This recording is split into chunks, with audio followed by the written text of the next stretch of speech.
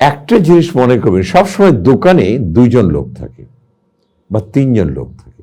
রিটেলে as well as dealer শপে আপনি মালিক এক জায়গায় থাকে আর অন্যরা আরেক জায়গায় থাকে। আপনাকে সর্বদাই মনে রাখতে হবে ডিলার বা রিটেলের মালিক সে সবকিছু খোঁজ রাখে না, খোঁজ রাখে তার সাথের লোকটা। তার সাথে খুব চমৎকার সম্পর্ক করতে হবে, চমৎকার হৃদ্যতা করতে হবে, তাকে কিছু জিনিস গিফট দিতে হবে, তাকে খাওয়াতে হবে, এবং সেই কিন্তু পুশ করে মালগুলি বেচে দেবে।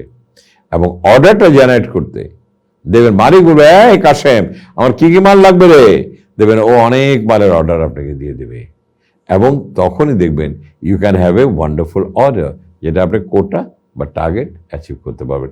শুধু এইটাই না, এই কাশেমই আপনাদের সাথে শুধু সম্পর্ক থাকে, সে আপনার মালটাকে পুশ করে ক্রেতার কাছে বিক্রি করে দেবে। So he is a very important person whenever you in the channel of distribution. এই কথাটা মাথায় রাখবেন, মনে রাখবেন, তাহলেই সেলসে ভালো করতে পারবেন।